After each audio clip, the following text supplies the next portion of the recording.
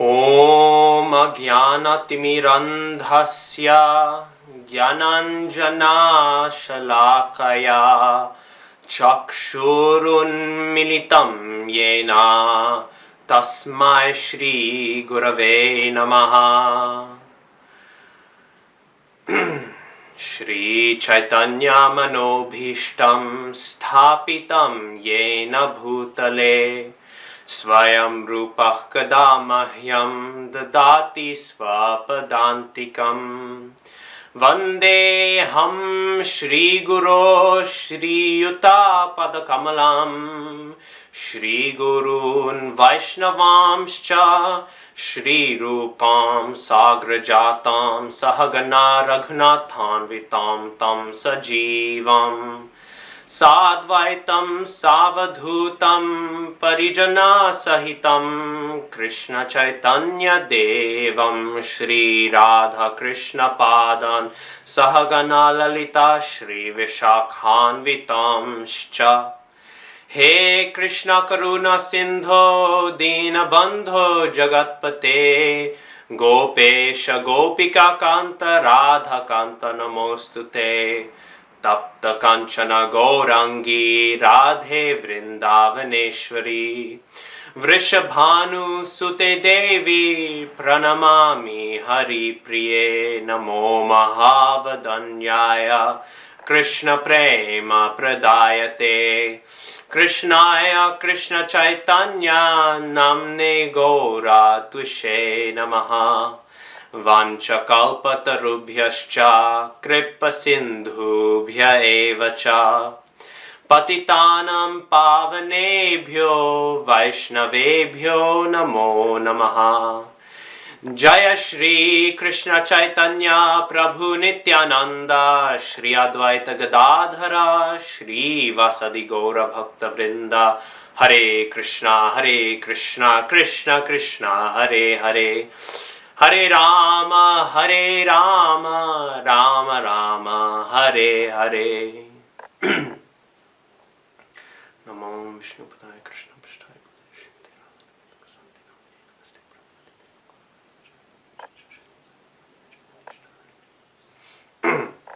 Hello and welcome again to Caitanya Caritamrita class. So today we will be continuing on now the final words, the final elaborations that Ramananda Rai has, elaborating upon the answer which Mahaprabhu has been very satisfied by in the Rai Ramananda Samvad.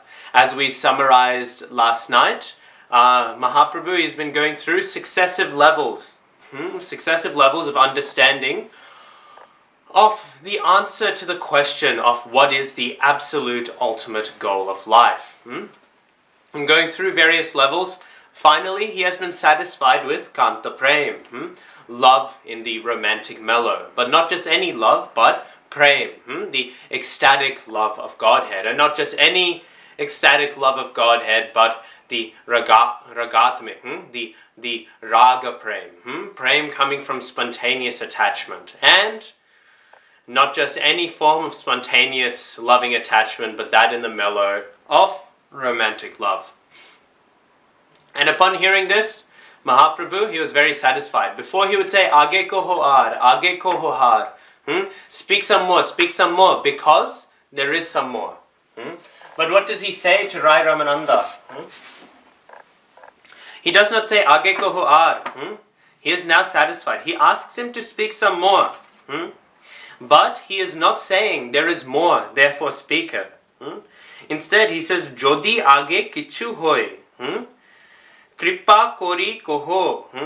Please be merciful unto me. Kripa kori. If you have the mercy to speak something more, something higher. If there is something more, not higher in the sense that there is something beyond this, but actually, I will take back the word higher, something deeper. If you can go deeper into the understanding of this, speak some more about this thing. But this thing is what? Mahaprabhu, he says, this thing, it is the highest. It is the limit of perfection. There is nothing higher than this. Mahaprabhu, he is very satisfied. And being very satisfied with it, being very satisfied with it, he said it is Shadhya Bodhi. This is the limit of all perfection. So he's not asking, speak something more, speak something higher. He's saying, speak something more, elaborate more on this highest thing. If this is truly the highest thing, then speak many, many words on it. So, Mahaprabhu, he is asking, please go deeper. But only do so if there is more. Now we are going to something that even Mahaprabhu is feeling uncertain about. The Supreme Personality of Godhead, he is unsure if even this exists. Again, because as we said before, Bhagavad Gita is Krishna explaining the nature of Bhagavan, of the Bhagavan, who the Bhagavad Gita is sung by, to his devotee. It is Bhagavan explaining himself to his bhakta. But Rai Ramananda Samvad is Arjuna and Krishna again, but it is Arjuna explaining what it means to be a bhakta to Bhagavan. So, even now here Mahaprabhu, he's saying, if there is more, then speak it. Jodi age kichu hoy. If it is there, Jodi, then speak it. But please have mercy unto me and say it. I am begging to you. I need this. Therefore I am begging. We beg for mercy. Mercy we do not deserve, but we ask for. Mahaprabhu, he is saying, I do not have any other way but to ask you for mercy. I cannot earn to hear such high things. Again, we must make the point that I'm making again and again and again, and I will continue to make again and again and again. If the Supreme Personality of Godhead must say Kripa Kori, if the Supreme Personality of Godhead is feeling inadequate to hear such things, if the Supreme Personality of Godhead is saying it is a question of mercy because I have no qualifications which I can offer in order to be qualified to hear this, if the Supreme Personality of Godhead himself is saying such things, then we must realize that it is a very, very elevated topic and not one to be taken lightly or cheaply. So he's saying, Kripa Kori, have mercy unto me, because it is a high thing. Only by mercy we can enter through, and only by mercy through the devotee. It is not that of our independent sadhana we will eventually reach to be able to hear of these high and elevated topics. No, only by begging, as Mahaprabhu is showing so sweetly here. Only by begging, Kripa Kori. Ha Prabhu Koro Doya Deho More Pada Chaya. We are lamenting out to the spiritual master, to the Vaishnavas. Please give us mercy. And with their mercy, then we will be able to realize such things. Then we will be able to enter into such mysteries as are being asked about by Sri Krishna Chaitanya Mahaprabhu. So then he says, if there is anything further, please speak it. Not because there is anything further, not because there is anything more beyond this, but please elaborate more on this utmost limit of perfection. And what does Ramananda Rai say in response? Rai kohe, ihar age puche hena jonne, eto din nahi jani, achoye bhubone. Until this day, I did not know anyone within this material world who could inquire beyond this perfectional stage of devotional service. So there is a point to be made here. Until this day, I did not know anyone within this material world who could even reach this point, but go beyond it. This is the high level of perfection that Ramananda Rai is preaching. This is something that no one else in the world. How many devotees walked the earth prior to Mahaprabhu? So many great acharyas of who we can only beg to take the lotus dust of their feet. Ramanujacharya, Madhvacharya, Sridhar Swami. All so many great individuals and personalities walked the earth, and yet none of them, no great devotee has ever asked beyond this point. No great devotee has ever asked to inquire deep into the nature of Kanta Prem. This again is reinforcing the high elevated nature of this conversation, which is why we won't go into too much depth in the following verses. But still, if all of these great devotees had been preaching and going around and traveling, and yet none had asked beyond this point, again, very esoteric, very high, very elevated. So we shall not dwell too much into it. But also, more than this, The other reason why no other devotee has asked before, surely this is being said to stress the high eligibility of such topics. But furthermore, this is also stressing the unique perspective of Sri Krishna Chaitanya Mahaprabhu. Because it is not in any other sampradaya that one can reach the heights of intimacy and understanding that Sri Krishna Chaitanya Mahaprabhu is giving. Some other texts exist, and soon we will discuss the nature of various shastras that are being quoted, because now Ramananda Rai, he's actually begun already a few verses ago to start quoting texts outside of the Bhagavad Gita, Srimad Bhagavatam, regular combos that he was doing leading up to this point. And so we will speak about the various texts. But one may wonder, well, if nobody has ever asked about these topics before, how could there be Shastra? How could there be scripture which is speaking on these things if nobody has asked them before? If this is the unique contribution of Sri Krishna Chaitanya Mahaprabhu, and it is, Madhavendra Puri, we know when we were discussing him, the text that he was speaking is only understood by 3 people. There is no 4th person in existence who understands it. Only Srimati Radharani, Madhavendra Puri, and Sri Krishna Chaitanya Mahaprabhu can understand it. Because they are bringing the very intimate and fullest revelations of this Vraja Bhakti to the world. But one may say, there's all these shastras being quoted. How can we say that these things have not been explored? That these things have not been given? How can we say all of these things? Because of course, naturally, it is there. Somebody must have asked. Somebody must have thought of it. And the answer to this is that Sri Krishna Chaitanya Mahaprabhu, Sri Krishna Chaitanya Mahaprabhu, he came to give an understanding of them. Maybe we will find these things mentioned in Shastras. Maybe we will find these things mentioned in very high elevated texts that we should not delve into too much, like Gita Govinda. Texts like this that it is very inappropriate for anyone besides the highest of devotees to read. Texts like this, they are there, and they are existing. But until Sri Krishna Chaitanya Mahaprabhu came, nobody was philosophizing about them. Nobody was able to understand what is their position. They were just there existing.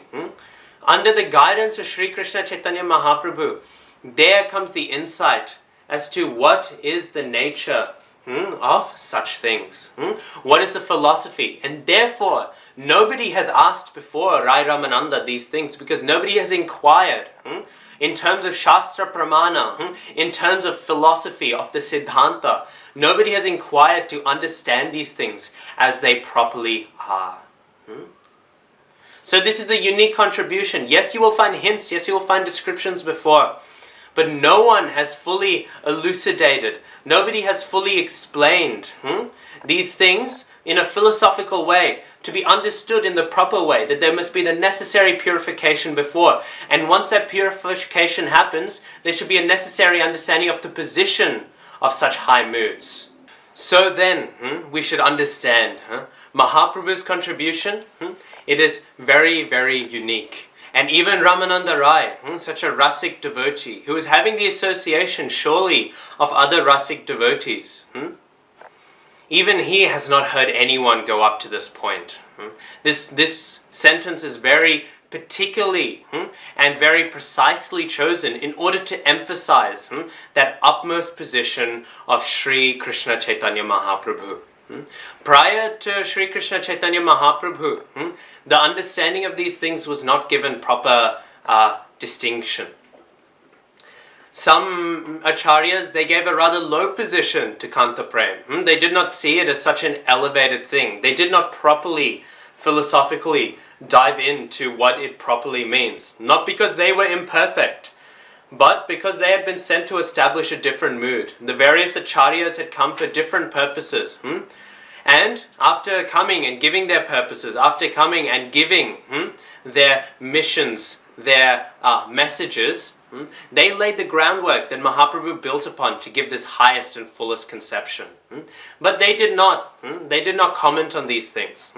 And then on the other hand, those people who did glorify these things, many of them were speaking in a way that it was adopted by sentimentalists. Because again, the philosophy was not so properly elucidated. Sri Krishna Chaitanya Mahaprabhu, by asking about these things, he is also teaching about these things. And teaching about these things, he has shown us the very, very elevated, established position of Kanta Prem, and also the appropriate means by which it can be ascertained and reached. So then, in this way, we should understand the glorification that is being done. So then, let us continue the conversation. So after Rai Ramananda said this, until this day I did not know anyone within this material world who could inquire beyond this perfectional stage of devotional service. And then Rai Ramananda, he begins to speak of Srimati Radharani. And when we hear of Srimati Radharani, again, this is the section we are very much going to speak quickly over. Srimati Radharani is very, very elevated in her position, in her platform. We should not speak so much about her, especially in her glories in this way. Obviously, we sing about Radharani, but not in this very intimate way. But just to keep the flow of the logic, not speaking too much about it, we'll hear a few of the things that Rai Ramananda says. He says, Inghar Modhe Radhar Prem Shadho Shiromoni Jahar Mohima Shorbo Shastrete Bakhani. Among the gopis, Srimati Radharani's love for Sri Krishna is topmost.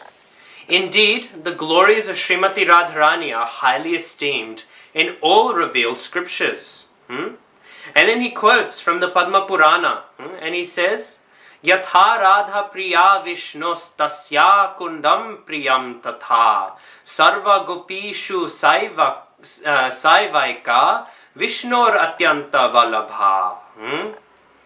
Just as Srimati Radharani is most dear to Krishna, her bathing place, Radha Kund, is also dear to him. Amongst all the gopis, Srimati Radharani is supermost and very dear to Lord Krishna.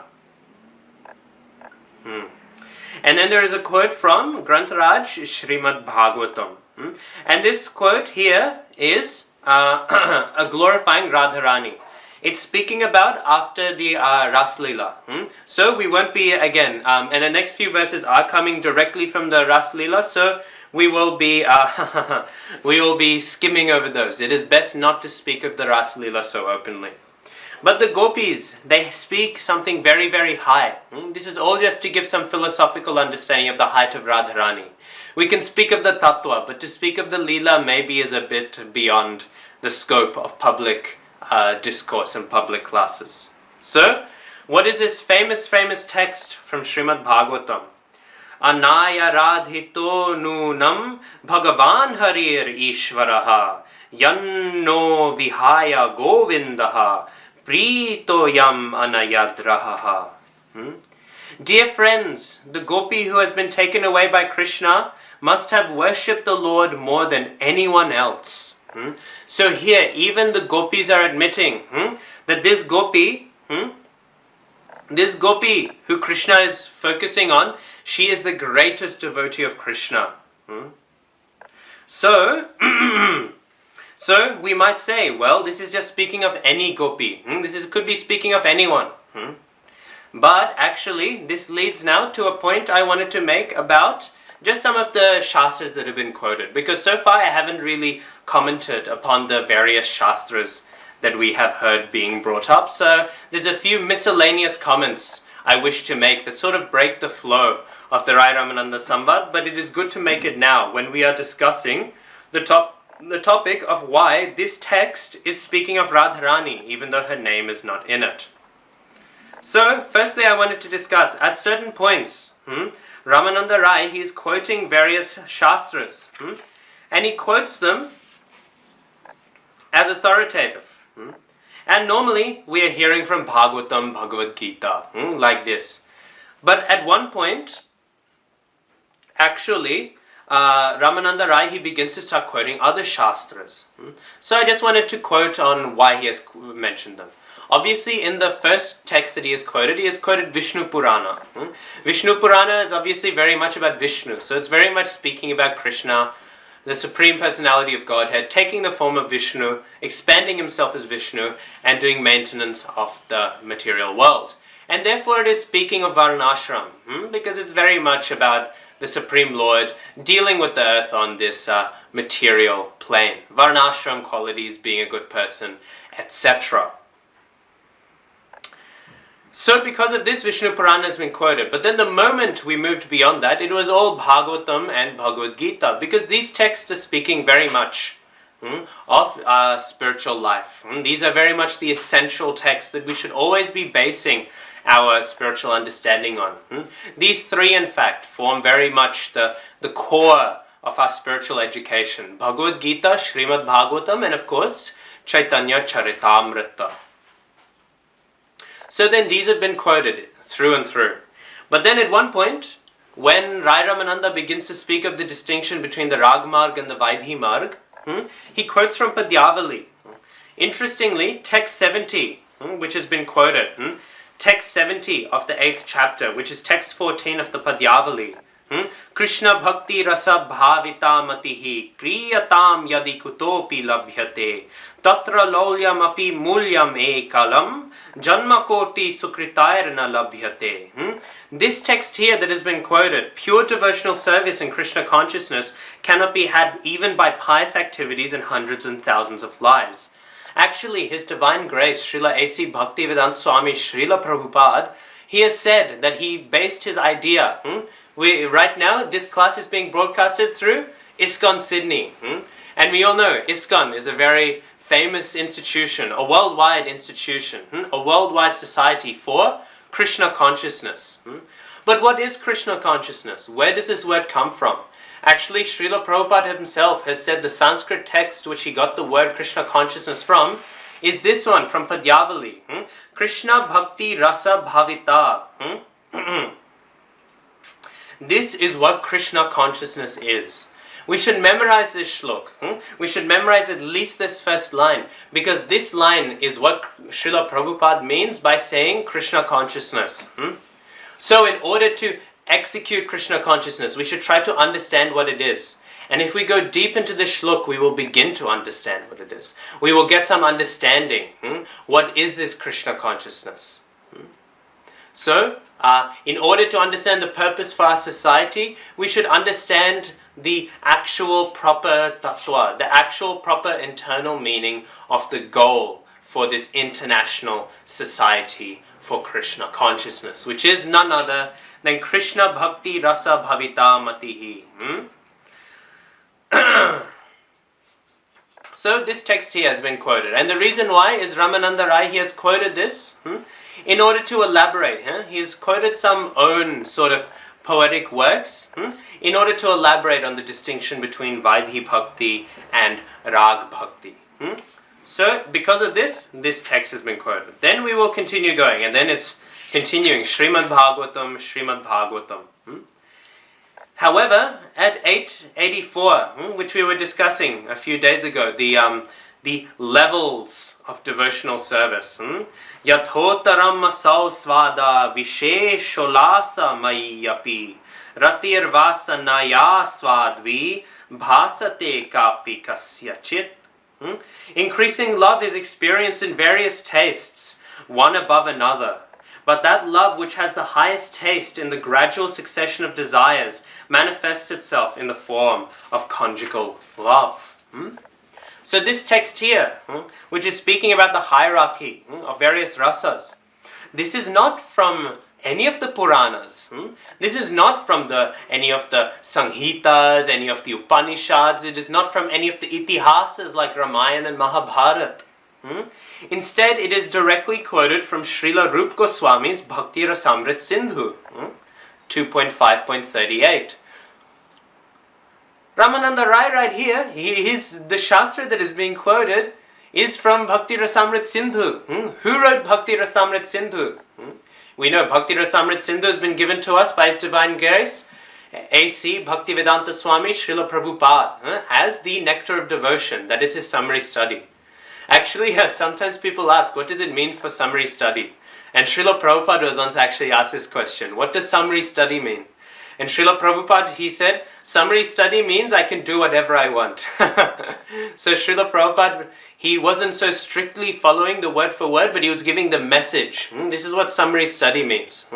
He was giving the message in flowing English. In many ways, the nectar of devotion is the Bhakti Rasamrita Sindhu recreated in English. So, this nectar of devotion, this Bhakti Rasamrita Sindhu has been written by who? Nectar of devotion is Srila Prabhupada's English recreation of a previous Srila Prabhupada, Srila Rup Goswami Prabhupada. Srila Rup Goswami Prabhupada's amazing seminal work which helps completely explain the nature of rasa. It is such a brilliant application of the Natya Shastras of Bharat Muni, this sort of ideas. It is an application of those to the emotions of transcendence. So, Bhakti Rasamrita Sindhu, very elevated, written by Rup Goswami.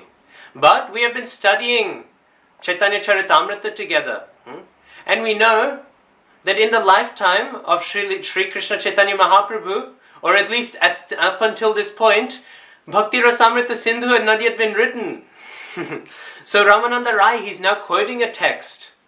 He's now quoting a text that's not yet been written. Now this can seem a little confusing.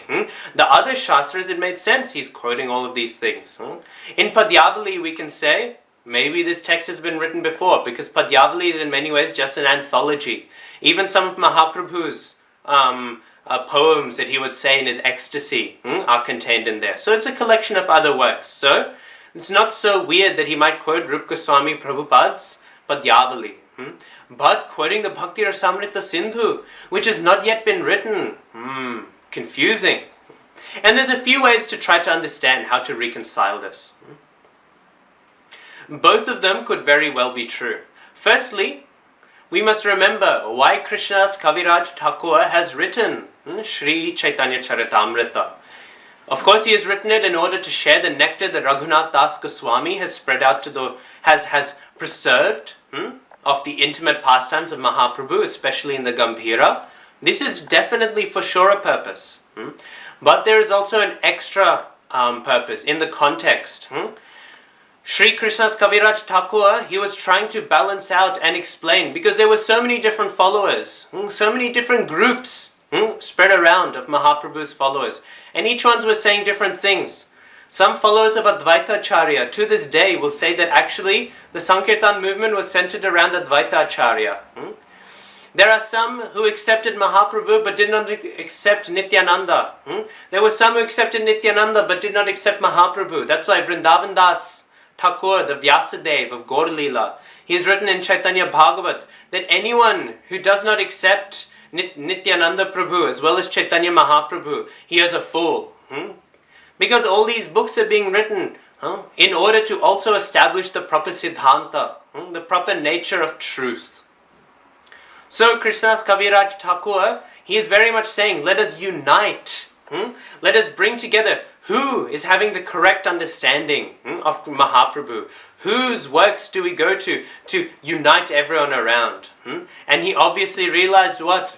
Shri Chaitanya Manobhishtam Sthapitam Yena Bhutale Swayam Rupa Kadamahyam Dadati Swapadantikam. That Sri Rupa Goswami, Sri Chaitanya Manobhishtam, he has understood the heart of Sri Krishna Chaitanya Mahaprabhu. And therefore it is the 6 Goswamis who will be the center of understanding our philosophy. So Sri Caitanya Caritamrita was a way of presenting to the entire Sampradaya, which is why it is being said in Bengali, to the entire Sampradaya, so that everyone can access it, the truth of the 6 Goswamis. So he is quoting Rupa Goswami here, he's quoting, because even though Rai Ramananda is speaking before Bhakti Rasamrita Sindhu is being written, Sri Caitanya Caritamrita is written after Bhakti Rasamrita Sindhu is written. So he's intentionally quoting this in order to bring in the philosophy of the six Goswamis. He's presenting the philosophy of the six Goswamis in a way that everyone will accept them and understand their authority. And therefore, we can understand one way why this has been put here. Because we might say, why is this being quoted? It could very well be that Krishnadas Kaviraj Thakur, he has put this here in order to show, here, Rai Ramananda's teachings are the same as Rupa Goswami's teachings. But on the other hand, we must also accept that everything happened exactly how the pure devotees have thought it. It is not just for preaching that this can be inserted. And the other way we must understand is that later on in Madhya Lila, we will read that Mahaprabhu, he will teach who? He will teach Rupa and Sanatan. He will teach both of them. And he will teach them after the Rai Ramananda Samvad. So he will teach them, and then after teaching them, then Rupa Goswami, he will go and he will compose Bhakti Rasamrit Sindhu, Upadeshamrita, Ujjvala Nilamani, all of these great shastras. He will go and compose them. And so many shastras the six Goswamis have composed. Actually, I was just hearing a few days ago that Jiva Goswami, if one was to take all the works of Jiva Goswami together, all of the books that he has written on his own, they would be 4 times the size of the whole Mahabharata. Such great contributions. But anyways, Rupa Goswami, he has written after being instructed by Mahaprabhu. And he has been instructed by Mahaprabhu after Mahaprabhu has been instructed by Ramananda Rai. So it is very likely that Ramananda Rai spoke this shlok first. And then Rupa Goswami received it. And then Rupa Goswami, he incorporated it into Bhakti Rasamrita Sindhu. So both ways of understanding allow us to understand how, in this section, Bhakti Rasamrita Sindhu is being quoted, even though apparently this whole conversation, and not just apparently factually, this whole conversation is happening before Sri Rupa Goswami Prabhupada wrote the Bhakti Rasamrita Sindhu. So this is something to be understood. And now we move on. And then we hear the text that I just quoted. Yatha Radha Priya Vishnos Tasya Kundam Priyam Tatha Sarva Gopishu Saivaika Vishnor Atyanta Valabha. This text from the Padma Purana about Radharani being the most dear to Krishna, as well as her bathing place, and that among the gopis she is the supermost and very dear to Lord Krishna. This text is from what? It is from Padma Purana. This is not Srimad Bhagavatam. This is not Bhagavad Purana. Why is this being quoted? And then we will now come to that point that I was making, that mystery I was saying. This text does not speak of Radharani. It only says that one gopi has worshipped us better than the rest of all of us. But actually it does speak of Radharani. This verse, it has been explained by our great acharyas that the text Anaya Radhito means Radharani. Aradhita. Aradhita means worshipped. And in here the name of Radharani is hidden. Her name has been hidden. Hidden inside the Bhagavatam. Implied, but also implicit. So, it is implied, but it is implicit to the text. We must understand this verse is referring to Radharani. Bhaktivinoda Thakur has actually said that this text has been spoken by Chandravali. At this point, Chandravali has admitted who the greatest gopi is. So Radharani, Srimati Radharani's greatest competitor, now has accepted that Srimati Radharani is the greatest of them all. So, this has been hidden away. But why has it been hidden away? And our acharyas give various reasons. One reason that is given is actually indirect is a higher glorification than direct. If we speak indirectly about something, it in fact is a sweeter glorification. If something is hidden away, it speaks of the value of something. A jewel can look very nice raw, but put nicely in a necklace or in a locket, even though it is concealed more, it becomes even more beautiful. In a similar way, Radharani's name, being so high and elevated, it is being hidden away, because an indirect mention is an even greater glorification than a direct one. Furthermore, the indirect mention also speaks to the unqualified nature of people who may hear Bhagavatam, which is the second reason which is being given by the previous acharyas. Because where was Bhagavatam being spoken? It was being spoken by Shukadev to Maharaj Parikshit. And all these great sages from all around the world had assembled to hear this.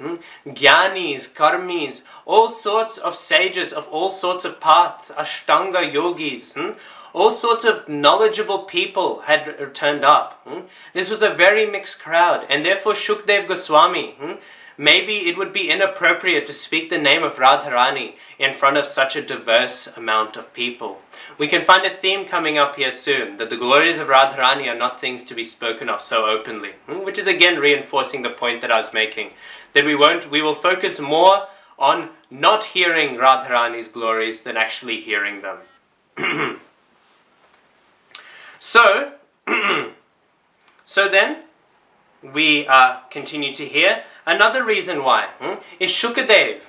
Shukadev is his Ishtadev, we know, is Srimati Radharani.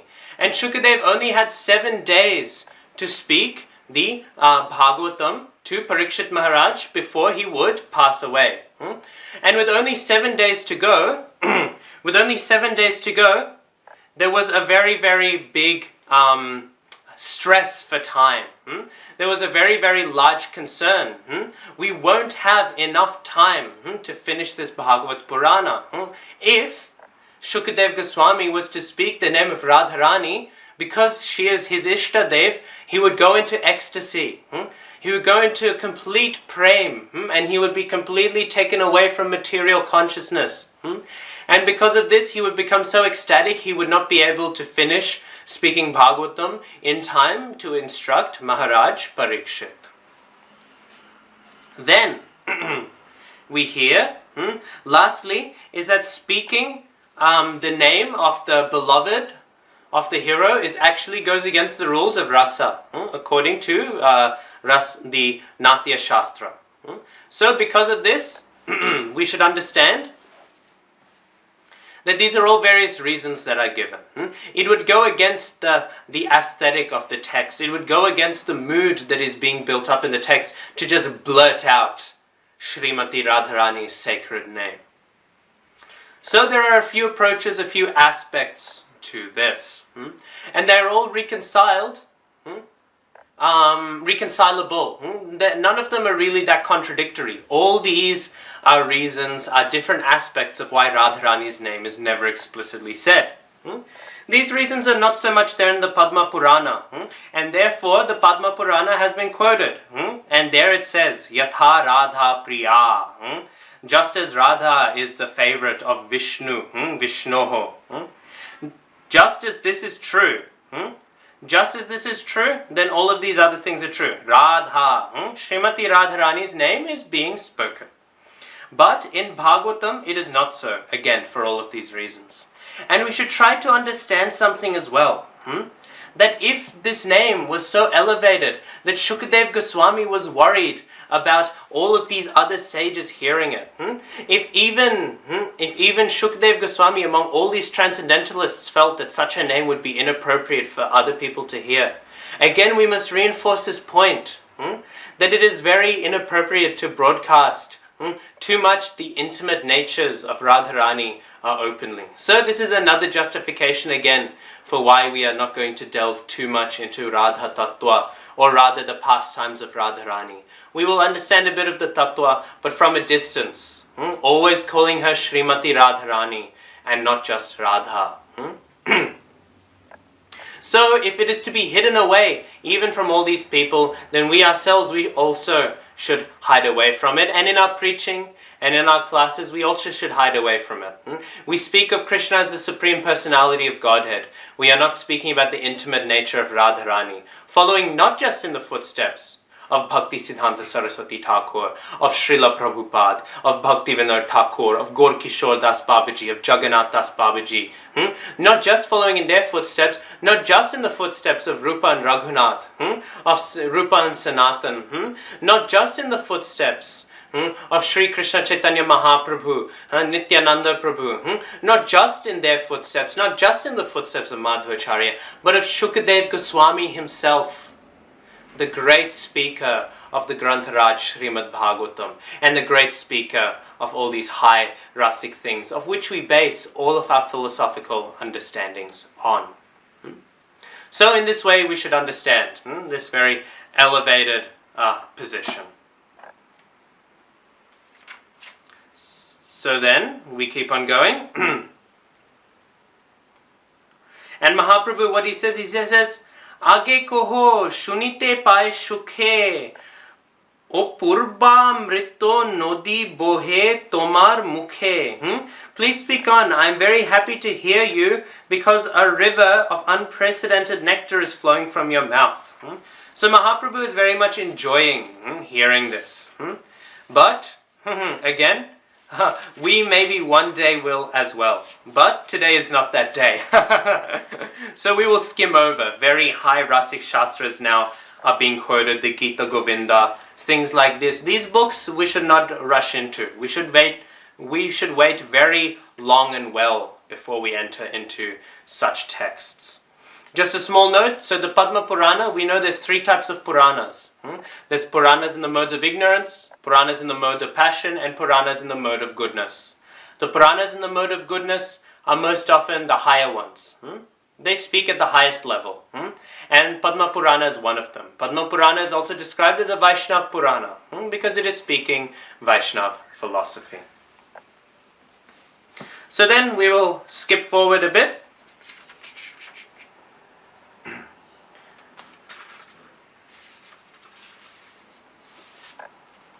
There is a description of, again, very, very high, elevated things. And in fact, already there's been hints of the high things, but now it's speaking very, very, very clearly and directly about it. And then Mahaprabhu, after hearing all of these very, very high things, what does Krishnadas Kaviraj Thakur record? Prabhu kohe je lagi ailam tomash thane she shob totto boshtu hoilo mor gyane. That for which I have come to your residence has now become an object of truth in my knowledge. So now Sri Krishna Chaitanya Mahaprabhu has said, not only have I heard the highest answer to my question, not only have I heard the highest conclusion to my inquiry, but I have heard it perfectly and fully elucidated and expanded and explained. Now I have perfectly heard all of these things. So, like this now, bus. I have heard it and I have accepted. This is what I was searching for. This is why I came. So now I am satisfied with this answer to my first question. And speaking like this, Mahaprabhu, what does he say? Being fully satisfied, he then goes on and he has a few other things to ask, and they all sort of comprise the second question which Ramananda Rai will respond to. And what does Mahaprabhu say? He says, Ebe she janilun shadho shadhono nirnoy, age ar ache kichu shunite mono hoy. Now I have come to understand the sublime goal of life and the process of achieving it. Nevertheless, I think that there is something more ahead, and my mind is desiring to have it. Krishner Shorup koho Radhar Shorup, Rosho kon totto premo kon totto rup. So, what's he saying? He's saying, kindly explain the transcendental features of Krishna and Srimati Radharani. Also explain the truth of transcendental mellows and the transcendental form of love of Godhead. Kripa kori e totto koho to amare, toma bina keho iha nirupite nare. Kindly explain all these truths to me, but for yourself, no one can ascertain them. Then Sri Ramananda Rai, he said, Iha ami kichui na jani.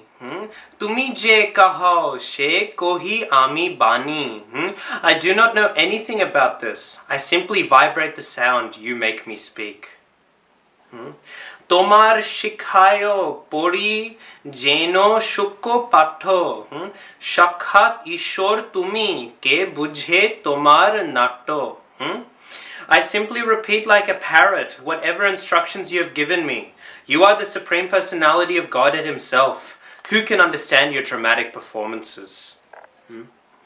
Hridoye prerono koro jihvaye kaho bani ki kohiye bhala mondo kichui na jani. You inspire me within the heart and make me speak with the tongue. I do not know whether I am speaking well or badly. So this is what, after being asked this question, so the question is, what are the natures, the transcendental features? This is text 119. This is the second question of the Rai Ramananda Samvad. And Mahaprabhu, he wants to understand 4 things. So it's one question composed of 4 clarifications. And what are the 4 things he wants to understand? Krishna's Shorup, Radhar Shorup, Rosho and Prem. He wants to understand the form of Krishna, the form of Radharani. What is Rasa and what is Prem? And these ones, Ramananda Rai, he has responded so humbly. I do not know any of these things. Even though he is Vishaka Sakhi, he knows all of these things. So humbly he replies that I do not know any of these things. I'm merely dancing like a puppet in your hand. But this is the question. And as we continue the Rai Ramananda Samvad, we will begin to hear the answer. But there is some humility. There's a humble back and forth. Mahaprabhu, we know he took sannyas in a Mayavad line. And he says, Mayabadi ami tosho nashi, bhakti toto nahi jani, Mayabade bhashi. Mayabadi ami tosho nashi. I'm certainly just a Mayavad sannyasi. Bhakti toto nahi jani. I do not know the truth of transcendental devotional service. Maya bade bhashi. All I do is simply float in the ocean of Mayavad. Only through what I have become a devotee. Only Sharva Bhaum Shonge Mor Mono Nirmol Hoilo. Krishna Bhakti Toto Koho Tahare Puchilo. Due to association of Sarvabhaum Bhattacharya, my mind became enlightened. Only by the mercy of Sarvabhaum Bhattacharya have I even begun to pull myself out of the ocean of Mayavad. Actually, the opposite is true. Actually, the opposite is true. Sarvabhaum Bhattacharya was pulled out of the ocean of Mayavad by Sri Krishna Chaitanya Mahaprabhu. But out of his humility, Mahaprabhu presents it as the opposite. And then he says, he continues speaking and glorifying. And Mahaprabhu, he says, I have only come here because Sarvabhaum Bhattacharya told me that the best place to hear of these higher topics is from Ramananda Rai. And then Mahaprabhu said, he says, Tomar thani ailan tomar mohima shuniya, tumi more stuti koro shonnashi janiya. After hearing about your glories, I've come to your place. But you are offering me words of praise out of respect for a sannyasi, one in the renounced order of life. And then he says a very, very famous text. And on this text we will conclude for today. And then next week we will continue to hear more about this text. And we will continue to hear more about the answer Ramananda Rai has for clarifying these 4 points. Krishna Shorup, Radhar Shorup, Rosho and Prem. Krishna's Swarup, Radha's Swarup, Rasa and Prem. We will hear the answer of what is the nature of all of these 4 coming from the mouth of Rai Ramananda. But for today we will now conclude on this very, very famous saying by Mahaprabhu. Kiba Bipro, Kiba Nashi, Shudra Kene Noi, Je Krishno Toto Beta She Guru Hoy. Kiba Bipro, if one is a Brahmin. Kiba Nashi, if one is a sannyasi. Shudra Kene Noi, if one is a Shudra. No matter what he is. Je Krishna Toto Beta. Anyone who knows the science of Krishna. She Guru Hoy. He is a Guru. He is a spiritual master. This is against any single consideration is completely transcended by understanding Krishna consciousness. Because Krishna consciousness is transcendental to the three modes of material nature. The three modes of material nature which define one's varna and ashram. And these all are products of Mahamaya, the external potency. But Krishna Bhakti is on the platform of the Swarupa Shakti, the internal potency. It is on the spiritual platform of the soul, and therefore it is beyond any of these considerations. But we will discuss this further and in more depth next Monday as we continue our discussions of the Rai Ramananda Samvad. And with that, we will conclude for today, and then we have now begun the next question of Rai Ramananda Samvad, and we will hopefully dive into that and gain some insight into the nature of Krishna consciousness spoken to the most qualified audience from the most qualified speaker. Shri Shri Rai Ramananda Samvad ki jai, Shri Krishna Chaitanya Mahaprabhu ki jai, Shri Rai Ramananda ki jai, Shri Krishna Das Kaviraj Thakur ki jai, Shri Caitanya Caritamrita ki jai, Nitai Gaura Premanande, Hari Hari Bol, Hare Krishna.